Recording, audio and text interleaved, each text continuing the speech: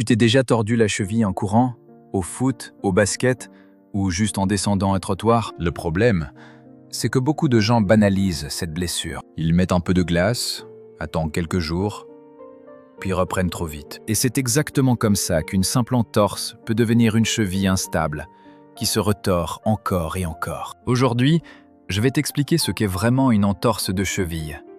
Comment reconnaître les signes qui doivent t'alerter. Quoi faire immédiatement après le traumatisme et surtout pourquoi la rééducation est la partie la plus importante. Car mal prise en charge, elle favorise les récidives, l'instabilité chronique et à long terme, des douleurs, voire de l'arthrose. Une entorse, c'est une lésion d'un ou de plusieurs ligaments. Les ligaments stabilisent l'articulation.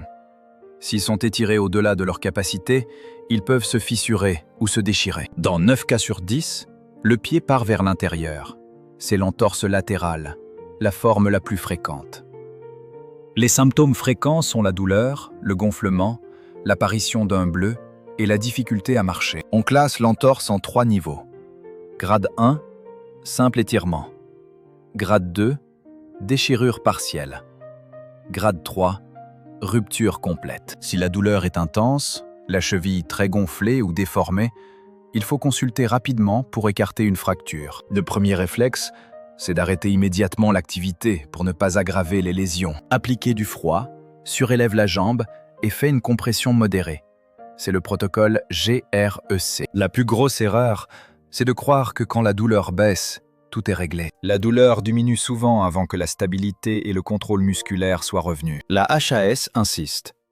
La rééducation doit être mise en place rapidement pour éviter les entorses à répétition. La rééducation se fait par étapes. D'abord, on récupère la mobilité sans forcer, puis on travaille la force et la proprioception, la capacité de la cheville à se stabiliser automatiquement. Le but n'est pas juste de ne plus avoir mal, c'est de retrouver une cheville fiable et solide. Faut-il rester au repos complet? Pas forcément.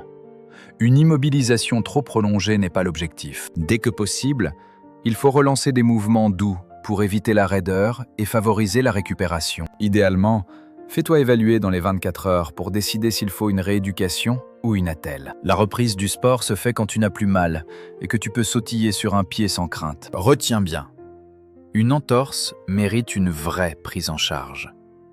Arrêt, froid, évaluation et surtout rééducation. Traiter la douleur ne suffit pas. Il faut impérativement récupérer la stabilité de ta cheville. Abonne-toi à Orthominute pour découvrir les meilleurs exercices de rééducation dans la prochaine vidéo.